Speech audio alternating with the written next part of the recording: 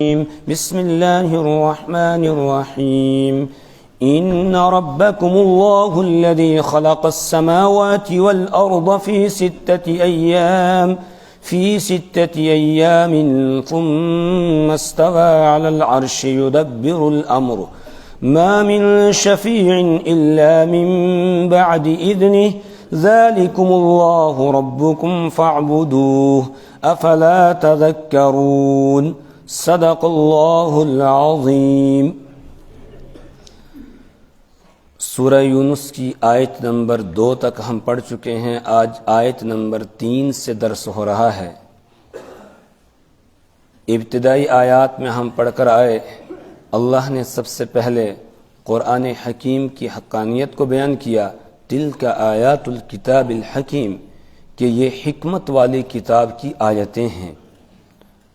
اور اگر آپ غور و فکر کریں تو پچھلی سورت سورہ توبہ، اس کا اختتام جس بات پر ہوتا ہے اسی بات سے سورہ یونس کی ابتدا ہوتی ہے۔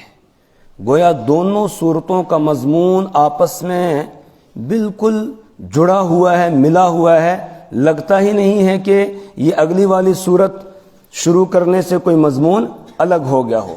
جو مضمون پیچھے سے چلا آ رہا تھا وہی مضمون آگے تفصیل کے ساتھ اور وضاحت کے ساتھ بیان ہونا شروع ہو جاتا ہے۔ سورہ توبہ کے آخر میں ہم پڑھ کر آئے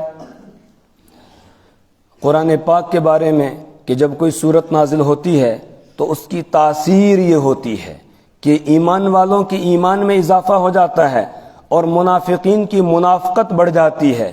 ان کی جو پہلے سے ان کے دلوں میں پلیدی تھی اس پلیدی کے اندر اور زیادہ اضافہ ہو جاتا ہے، اور وہ قرآن کی تاثیر سے بچنا چاہتے ہیں، چھپنا چاہتے ہیں۔ جب قرآن سنایا جاتا ہے تو کھسکنے کی کوشش کرتے ہیں۔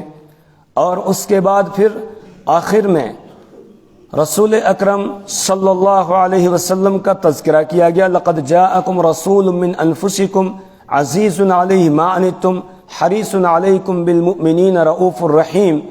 اور بالکل آخری آیت میں اللہ کی توحید کو بیان کیا گیا۔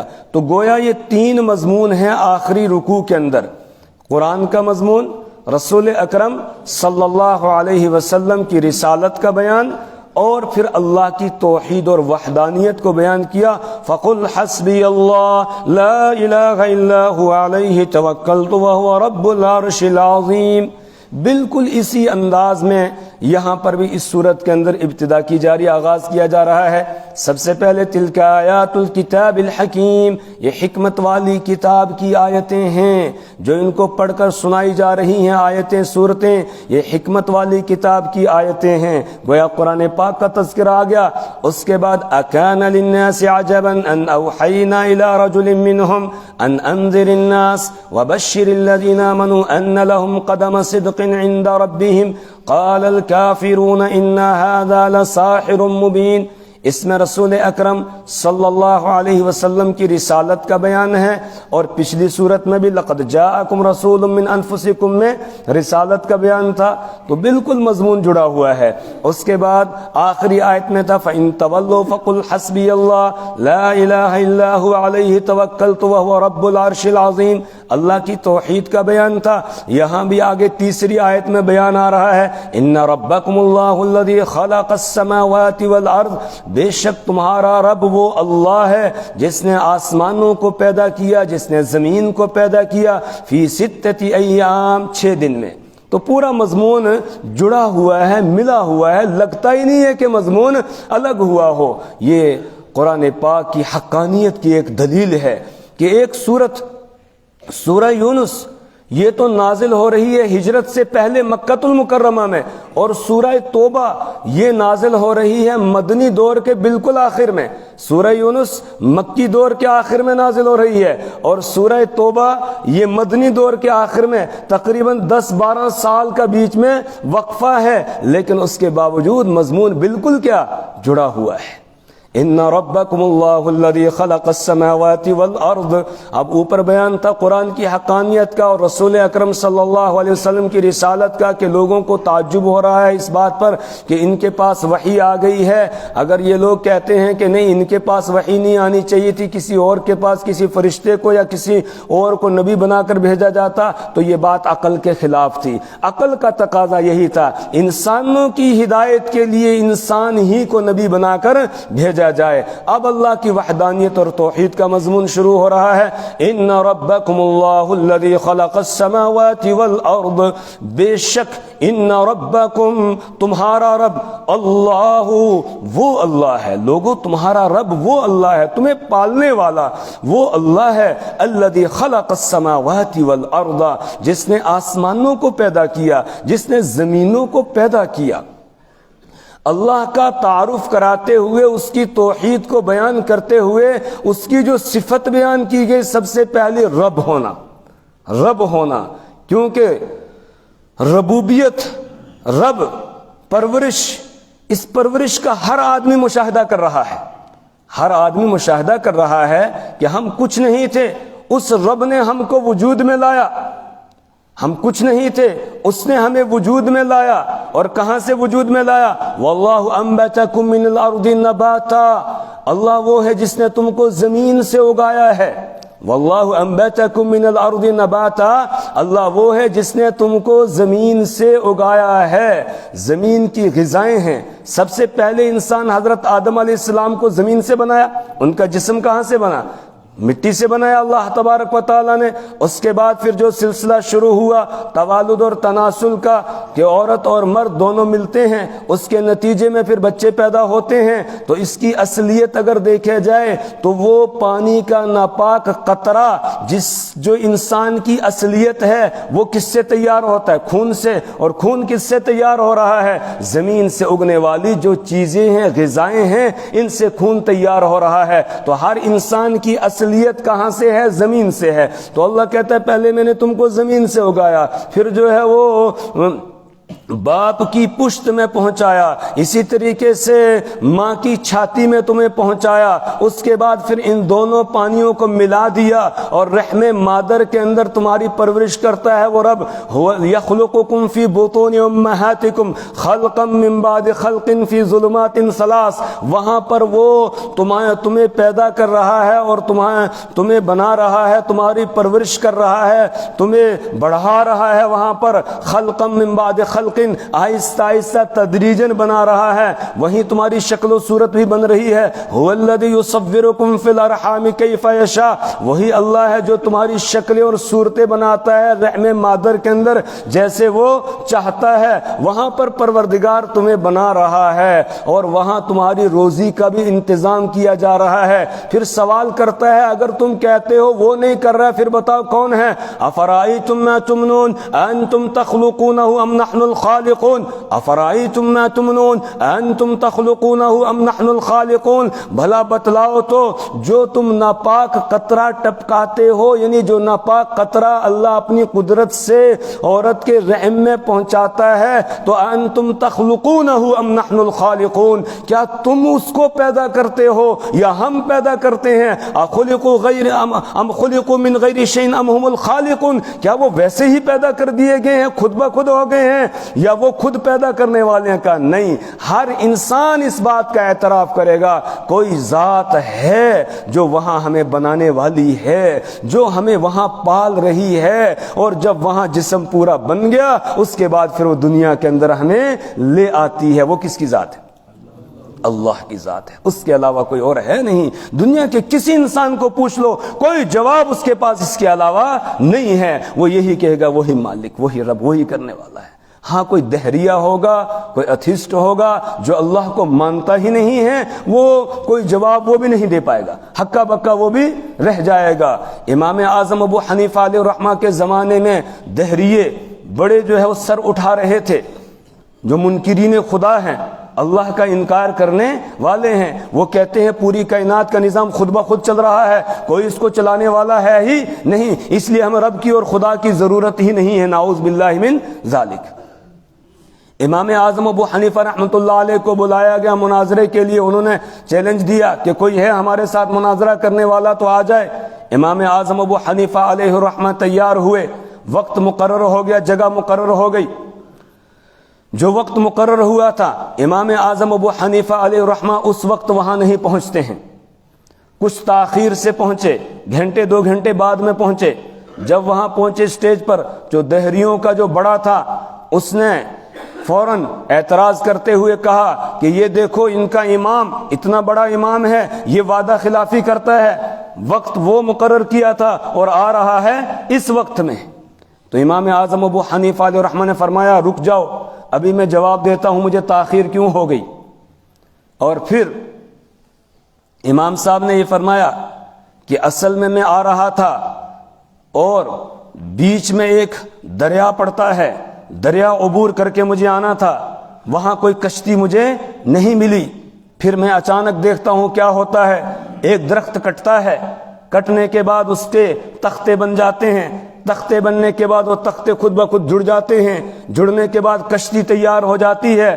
پھر اس کشتی میں سوار ہوتا ہوں, وہ کشتی خود بخود چلنے لگتی ہے اور وہ دریا سے پار مجھے لگا دیتی ہے. تو اس لیے اتنی تاخیر ہو گئی اور میں یہاں پہنچا ہوں. تو اب وہ جو دہریوں کو بڑا تھا اس کا دماغ تو تھا نہیں, اگر دماغ ہوتا تو اللہ کا انکار ہی نہیں کرتا.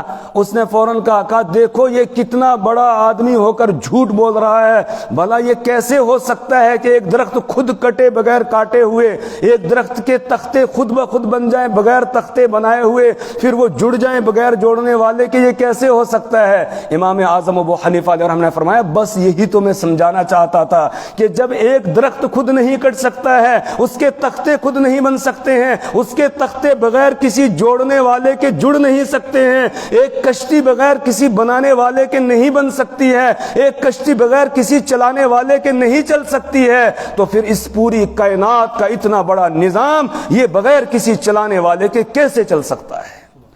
سارے لوگ جتنے آگے تھے سب نے کہا سبحان اللہ, کہ اللہ کی ذات پاک ہے. وہیں پر مناظرہ ختم ہو گیا اور مناظرہ جیت لیا کہ جب ایک کشتی کے بارے میں اس نے خود اعتراف کر لیا کہ یہ جھوٹ بول رہے ہیں, ایسا کیسے ہو سکتا ہے. تو کہا یہی تو میں سمجھانا چاہتا ہوں کہ جب کشتی خود نہیں بن سکتی ہے تو پوری کائنات کا نظام خود بخود کیسے چل سکتا ہے. یہ جو نظام چل رہا ہے یہ اللہ کے وجود کی دلیل ہے.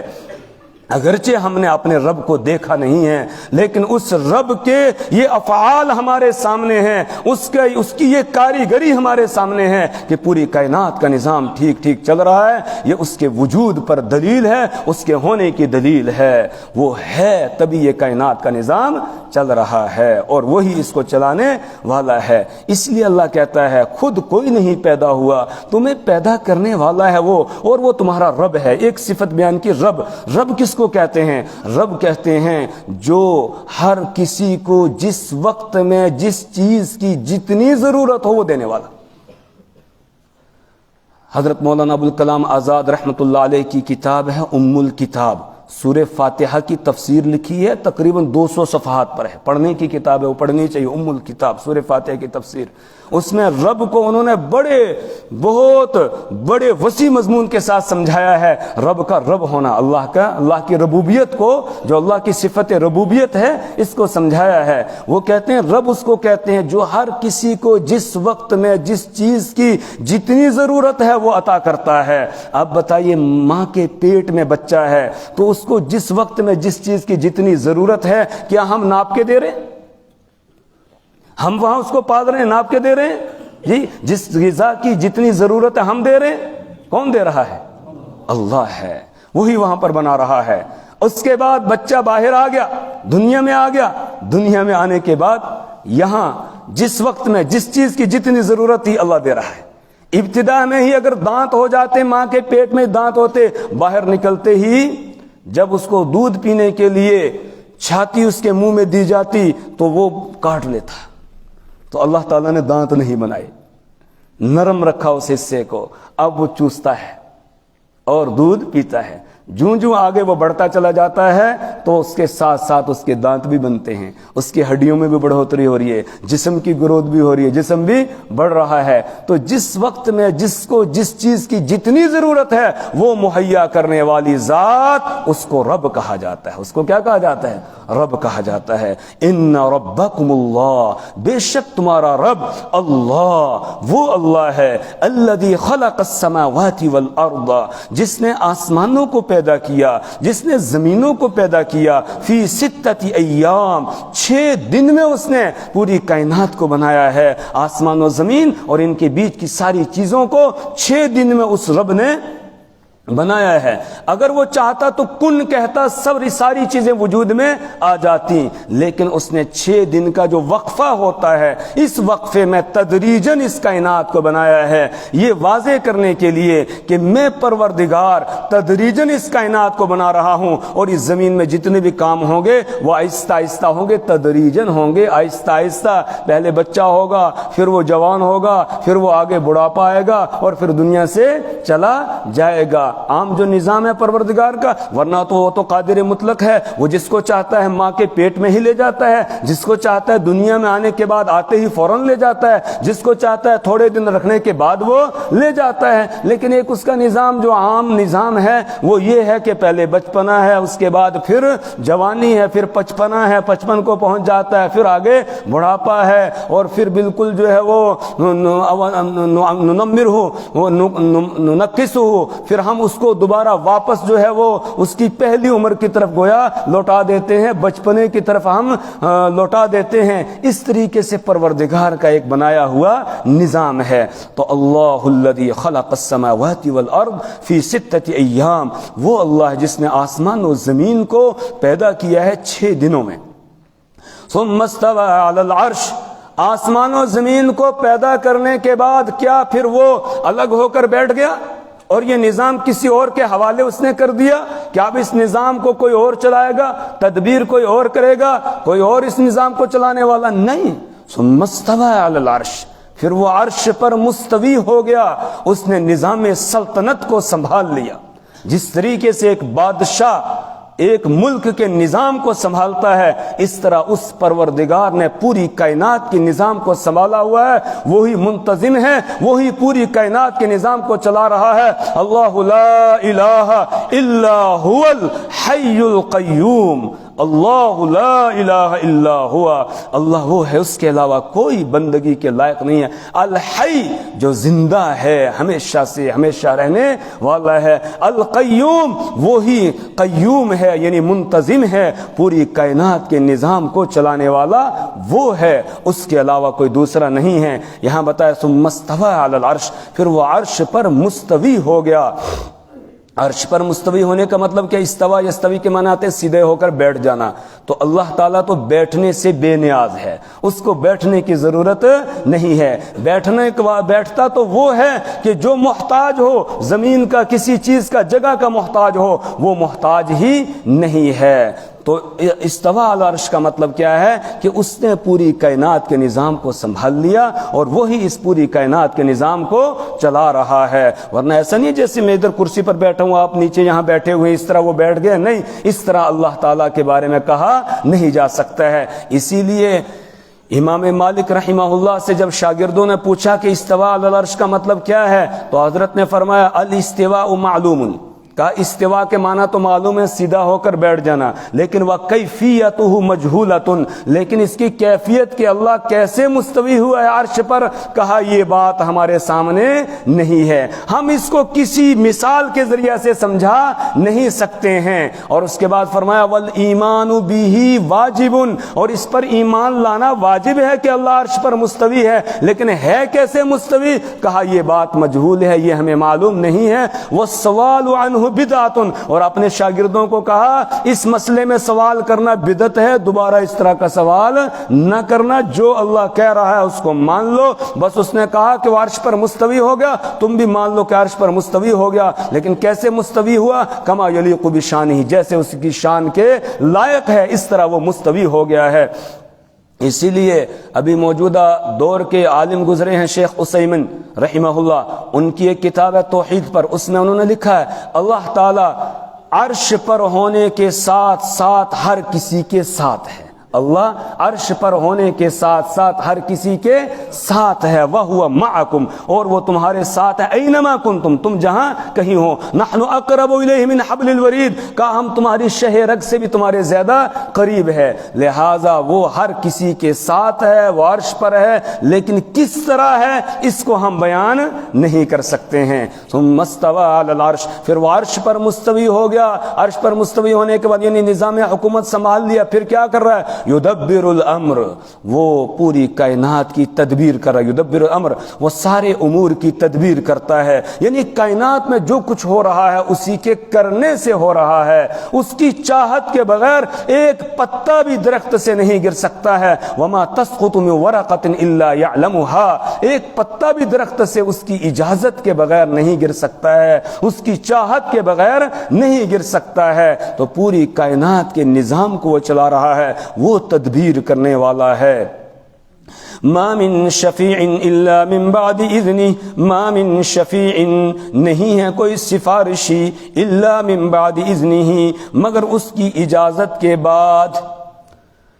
اس میں مشرکین، یہودیوں اور عیسائیوں کے نظریات اور عقیدے کی تردید کی گئی ہے. ما من شفیع الا من بعد اذنہ، کہ نہیں ہے کوئی سفارشی مگر اس کی اجازت کے بعد. یعنی کوئی بھی اگر سفارش کرے گا اس کی اجازت کے بعد کر سکتا ہے. مضمون تھوڑا لمبا ہے، وقت ہو گیا ہے، اس لیے ترجمہ مکمل کرتے ہیں، کل انشاءاللہ پھر اس مضمون کو پڑھیں گے.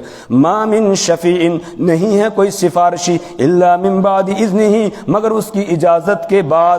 ذالکم اللہ ربکم، یہی اللہ تمہارا رب ہے. فاعبدوہ، تو تم اسی کی عبادت کرو. افلا تذکرون، تو کیا تم نصیحت حاصل نہیں کرتے؟ آج ان آیات کا ایک مرتبہ ترجمہ دیکھ لیجیے اوپر سے یہاں تک.